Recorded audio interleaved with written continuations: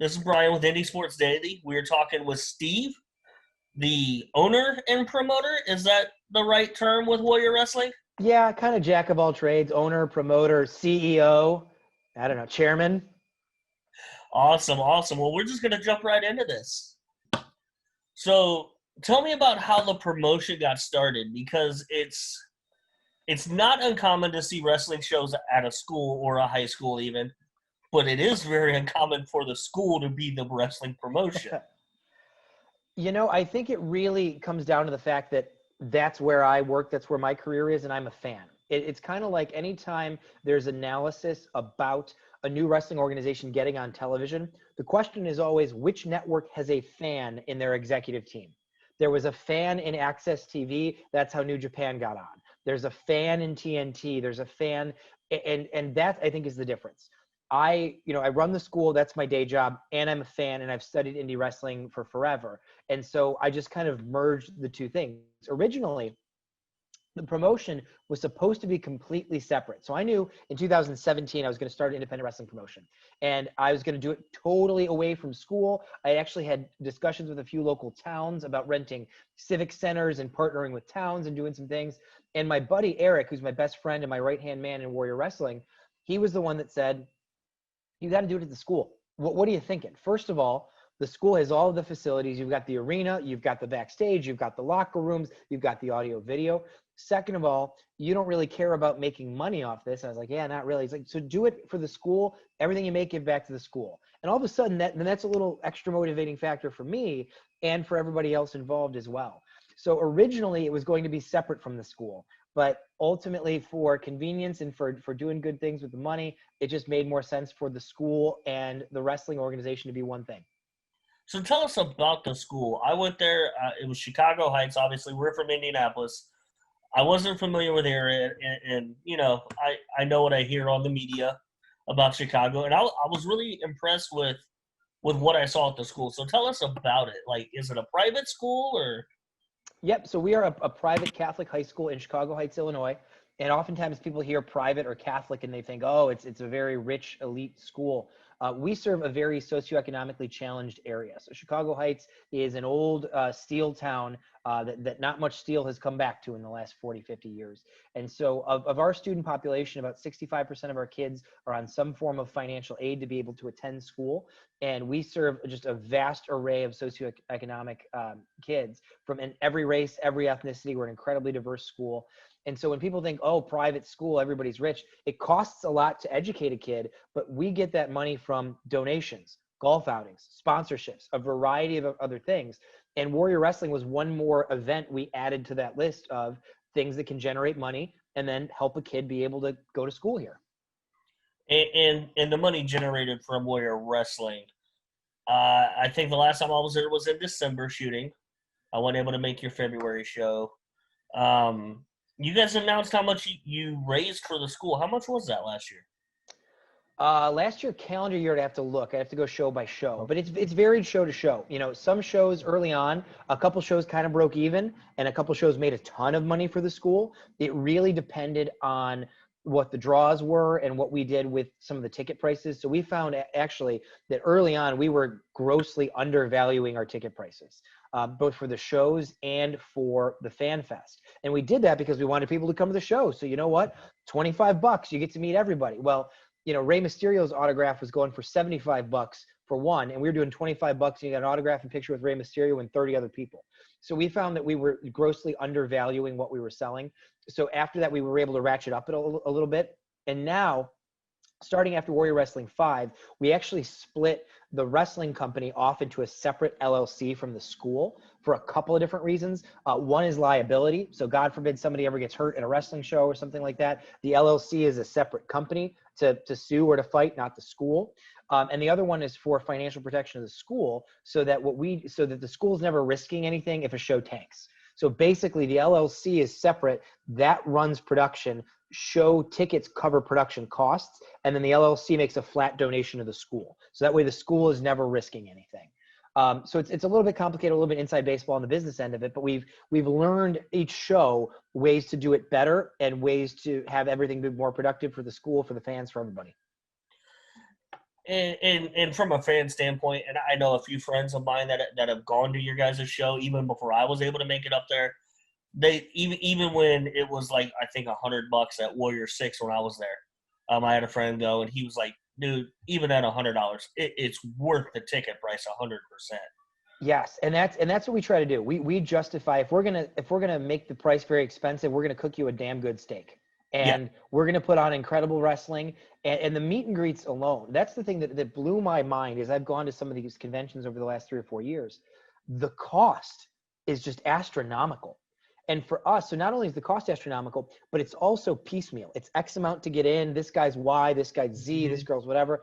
And our theory, and it's proved correct, is you know what? Charge one price. It gets you in. You get autographs with everybody, and it's a steal. Still, we do $100, but we actually every show when we look at our VIP Fan Fest, we price out what it would cost to get all of those autographs at a different conference or a different yeah, festival or something. And usually, it's never been south of $600. yeah. It's So it's a hundreds upon $600 hundreds. value. Yeah, and I personally have never gone to the. I've been to WrestleManias, the last three except for obviously this past February because nobody went. But I've never been to WrestleCon, but I have friends that have gone, and they spend hundreds upon hundreds of dollars and stand in lines and wait all day. I definitely haven't seen that at the Warrior shows. People move pretty quickly, but they still get time to talk. And you know what's It's interesting too very is rare that you get to see like for $100 you can meet a Mick Foley or a Kurt Angle. You don't normally get that. Yeah. well, and you hit the nail on the head when you said time to talk. That is the thing that is really kind of developed about these fan fests is that everybody's hanging around. And if we limit it to 200 people for a fan fest, let's say, over the course of an hour and a half, 2 hours, you've met everybody. And so the fans get to have longer conversations with the wrestlers. There's podcasts, they're interviewing people. There's people playing music. It's less of you're in a giant, conference center waiting in a line down a hallway, and more of you're kind of in a festival. You're going to check in on this person, check in on that person.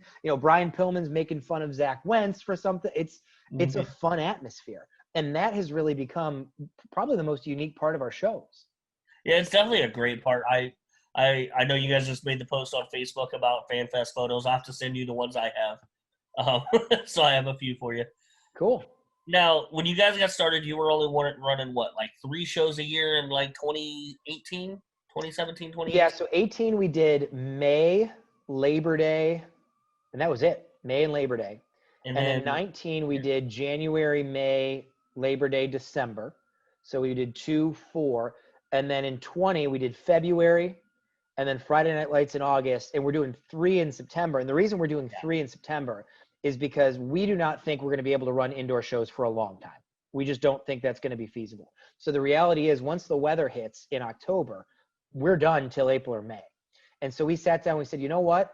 Let's do 3 shows in a row, get everybody a huge bang for their buck, and then like the circus, we're packing up for the winter and heading south. Yeah, and that's what I wanted to get to. Like, so this is definitely different for you guys to run 3 weekends in a row. And you guys have the ticket package available to buy tickets for all 3 shows. I think it's what, $300 or something like that, and that gets you the meet and greets, that gets you the tickets. It's a great value. So how is planning when you guys go from basically once a quarter was your max to 3 in a weekend? How has that been from the back end perspective? So my girlfriend jokes with me that I'm masochistic. Right? That it's like, oh, well, we just did 1 show outdoors with all these things. What if we did 3? That should be no problem. And so it's crazy. In some aspects, it's totally crazy. In others, it's easy. It's easier in booking talent because the reality of any wrestling show is that it's essentially a Sudoku puzzle. So let's say it's non-COVID year and I'm going to book one of our quarterly shows. I've got Fridays and Saturdays for a 3-month span on an Excel spreadsheet. And then I talked to 30 different talents that we're interested in. And this guy can do here, but not there. And she can do here, but here. And it's like this giant Sudoku puzzle that you have to figure out, all right, well, this is the combination that we think is going to be best for the show. Let's do it there. In booking 3 shows in a row in the same month, if we're talking to a talent and they're like, I can't do September 19th. Well, what about the 26th? Oh, I can do that. So all of a sudden it was easier to book talent. But producing 3 Warrior Wrestling caliber shows in a row and doing all that planning only a month from the last show that we had, That was difficult. It was difficult to put together what we felt when we sit back and looked at each one and we said, this is a Warrior caliber show. So that was a little bit more difficult. So, and again, for all these shows, the planning is really on the front end. Once we get a week and a half into these 3 weeks, we're pretty much golden as far as production and travel and promotions. So it's been crazy for a few weeks. My hope is that it slows down once we're in the midst of it. And then the next big question comes in for an indie promotion, especially one so new like your guys's. How in the hell are you booking this talent? I mean, look, I'm a diehard wrestling fan. I watch as much of the indies as I can. And even I'm introduced to new guys that I haven't seen by either coming to your shows or watching it. I got to see the Lucha Bros live in person for the first time at your guys' show. You've gotten Mick Foley, Kurt Angle, Brian Cage, Tessa Blanchard. Like, Brian Cage and Tessa Blanchard were staples for you guys as champions. You introduced people to people like Sam Adonis, who's not getting a lot of TV here at all. Like, I had no idea who he was. And personally, he's one of the best heels I've seen outside of an MJF, that can keep it PG-13. So how are you guys able to pull such talent for being so new? Great question. So I'd say it's a combination of two things. Number one, we got very lucky early on. Our first big get, and he's very much fallen from grace since, although he was wonderful for us, was Alberto Del Rio.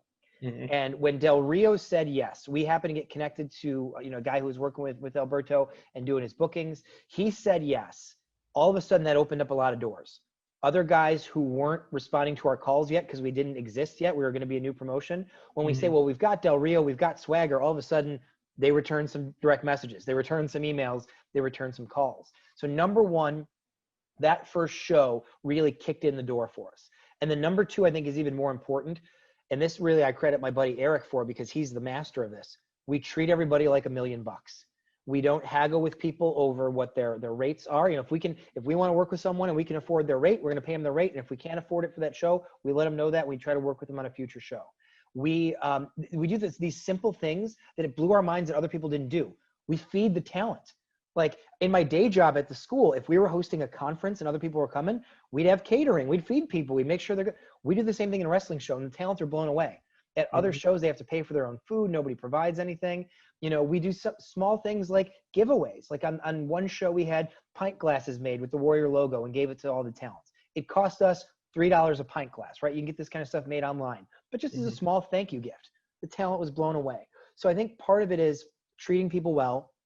And then also, we ask those staples, like you mentioned, Tessa Blanchard, Brian Cage, the Rascals are in there, Lance Archer. We talk with them in laying out and booking the shows. So we go to Brian Cage and say, hey, we're thinking about running this show. What do you think? What are you feeling? What's the type of opponent you'd like to work with? Is there somebody you've got your eye on where you've said, I really want to work with that guy or that person? And then we listen to them. They know wrestling better than we know wrestling. So we find the right people, we talk to them, we listen to them, we book them the matches they want. And then the best feeling for us is a great talent comes through the curtain after a match. They're super happy and they come up to us, hey, next show, what if we did this? And it's just that collaborative process. So I think number one, we got lucky early. Number two, we've worked really hard to treat people well and collaborate well with people. And I think when that happens, that opens doors. So, again, coming back to Brian Cage, Tessa Blanchard, if there's somebody we're looking to get and we have no inside contact to them, we can go to a guy like Brian Cage and say, hey, do you know this guy? And 20 minutes later, I've got Brian Cage sending me their number. So that is really, really important, is winning over the people you've had and then letting word of mouth get other people on board. And then, so moving forward towards like the wrestling community, Chicago is inundated, especially now, with tons of independent promotions out there. And yet I've shown up there. I see guys from freelance, who are trainees. I see people from AAW. You guys even promoted, like, hey, if you came to our show and you're going to theirs, like, you get a discount since they start later. How are you able to work that? Because here in Indianapolis, the promotions don't seem to get along for some reason.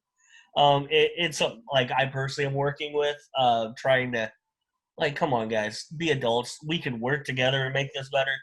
But it's a struggle here. How are you guys able to do that? I think part of it is we approach it with that attitude of we want to work with everyone. We're wrestling fans. We're not out to eat some other wrestling promotion's lunch. I steal the old JFK line: a rising tide lifts all boats. If we help each other and wrestling grows, that's good for everybody. And honestly, when we were starting out, I reached out to a variety of the promoters and promotions. Matt Nix from Freelance was the most helpful person I've ever met in my life. So was Matt Bacalling from Zello, Mikey Blanton from Black Label. And so as they helped us get going, we will happily help them. So if they're doing a show a couple weeks after ours, come on by and pass out flyers. Zello Pro is doing that this weekend. They're passing out flyers for a Thursday show they're doing next week. And we just have that mutual understanding that we're going to promote each other. We're going to talk each other up. We've had titles of each other defended on each other's shows. It's really good people in all these places who want to work and want wrestling as a whole to get better. I think when you have that attitude, that a rising tide lifts all boats, everybody wins. Now, there are always some people in the equation too who don't think that. And they think, nope, I'm going to get over, or I'm going to get my promotion bigger at the expense of you. Well, then those people just don't play in the sandbox with everybody else. But the invite is always there for them to come into the sandbox. Nice. I'll actually be out at that Thursday show for Zello Pro now. So Nice. yeah, I'll be driving. I'll be making a 3-hour drive on Thursday.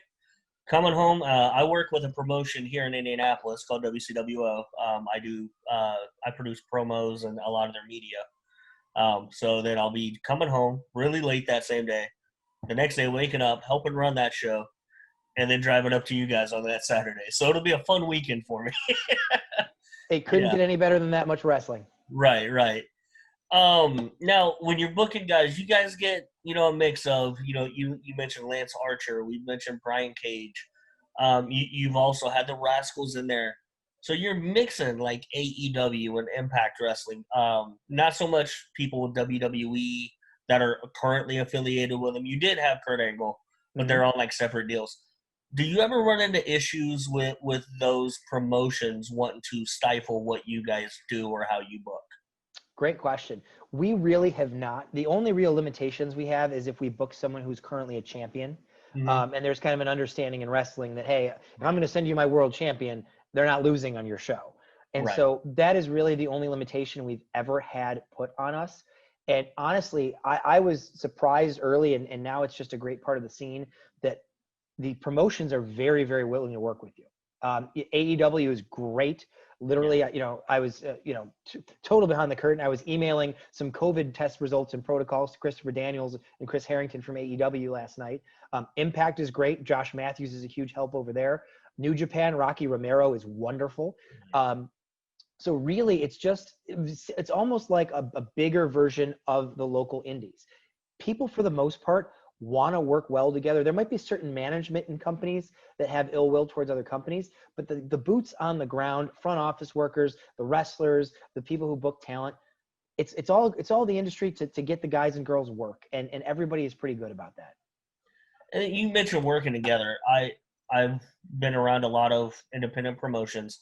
I've never seen a team like the one you guys have behind the scenes with building the ring. I think you guys have Merle as your ring guy. Yep. You have your own separate entrance guy and lighting guy.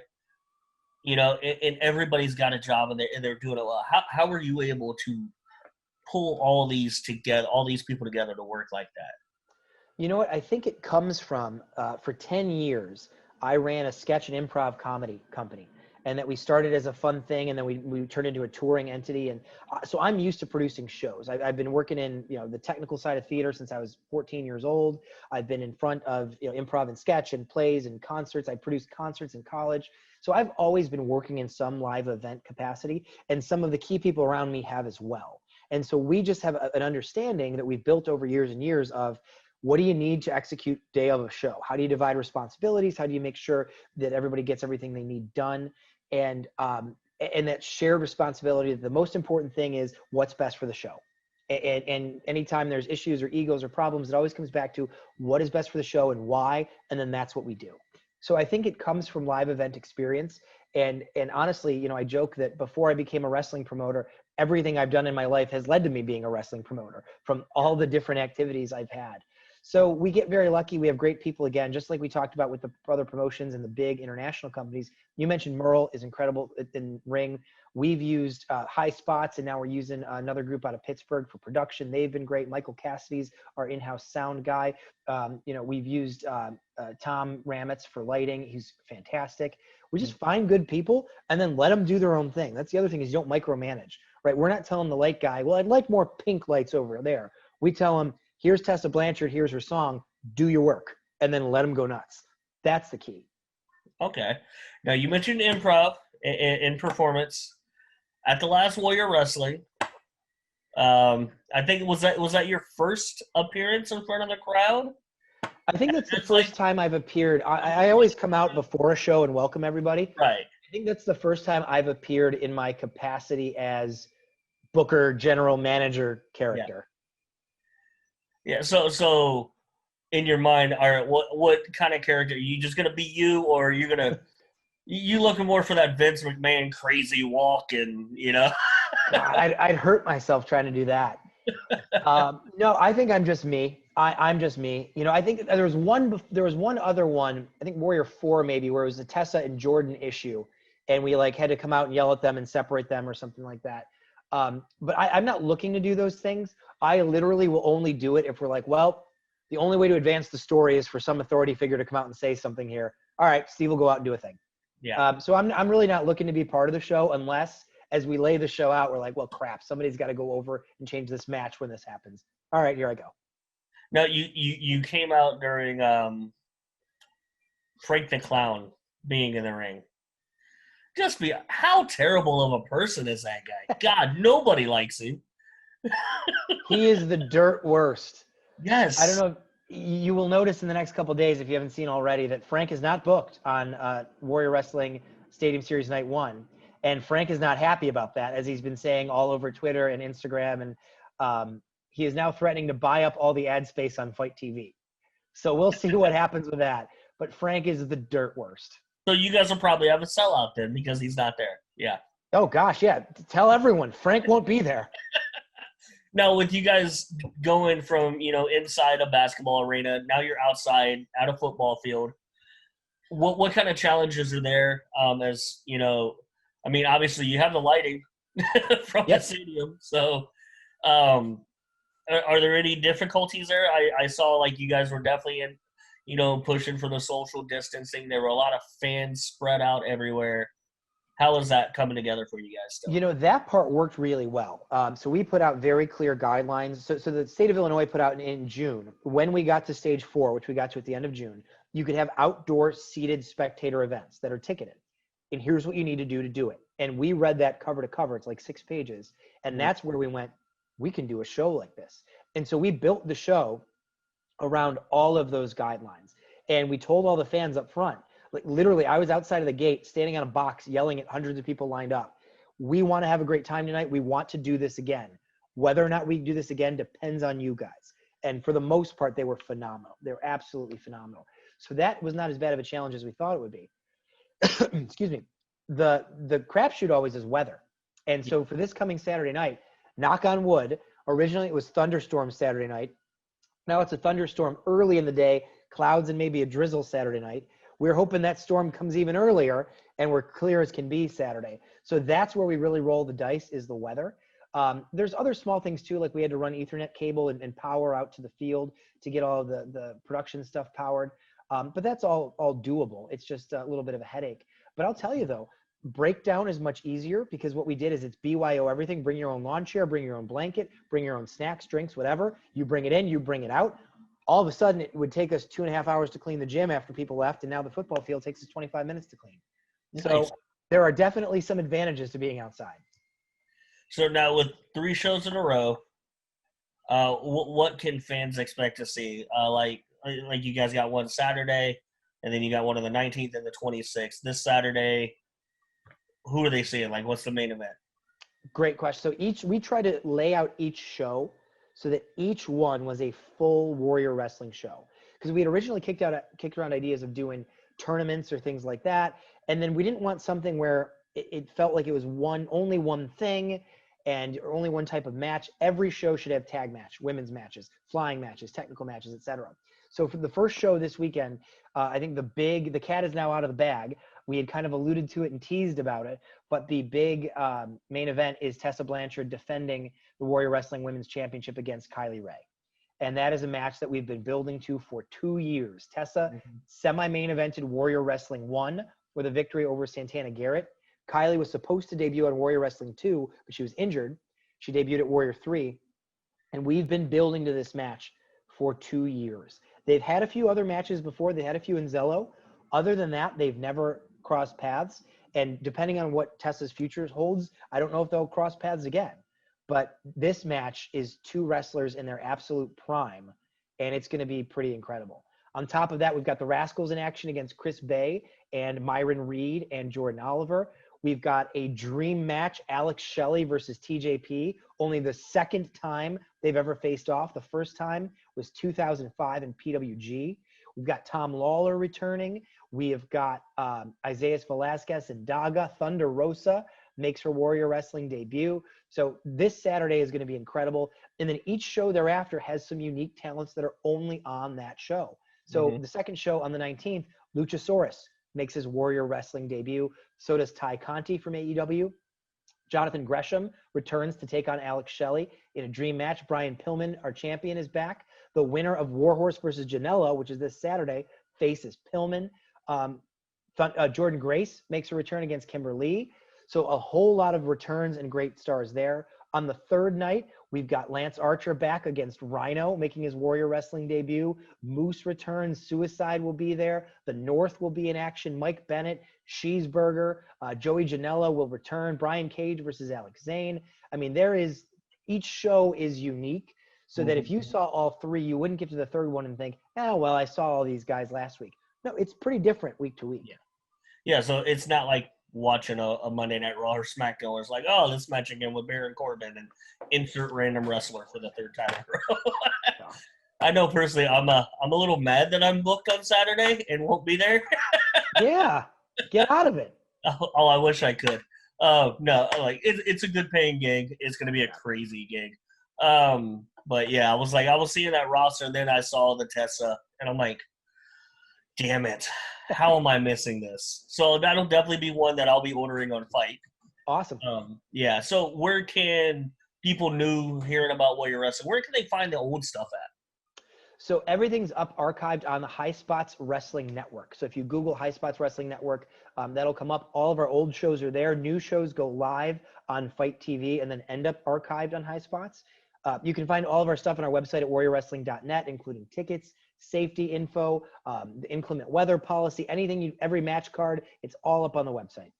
And then the 3-ticket deal, or the 3-week pass. What is that? So we wanted to reward people. So when we were talking about doing this, we thought, man, 3 weeks in a row is expensive, especially for the people that sit close and come to the fan fests. We said, all right, well, what if we gave them a break? So if you were to buy a field ticket and a fan fest ticket to each show, it's $45 and $75. So that's 120, right? Yeah, 120 each day times 3 is 360. So we'll give you all 3 shows, field seating, fan fest, for $300, plus 4 11x17 posters, each show poster, and a bonus poster, plus a Warrior Wrestling mask, plus free parking, plus you can bring 2 extra kids for free. So we wanted to create, especially for families, if you've got a dad who's got kids, nephews, a couple of kids, you know what, $300 gets you 3 weeks of entertainment for the family. And that's what we wanted to set up for people to do that pass. So if you're considering all 3 nights, it's a no-brainer. Do the pass. You save yourself like $120. Awesome. Well, thank you for taking time out to speak with us here at Indie Sports Daily. Good luck Saturday. Thank you, sir. I know it'll be a blast. Like I said, I will be ordering that on Fight TV later that night once I get done. So yeah, definitely. Thanks for taking the time out, and I'll see you on the 19th. So sounds good, Brian. Always good to talk to you. We'll see you soon, and everybody else, we'll see you in a few days for Warrior Wrestling Stadium Series.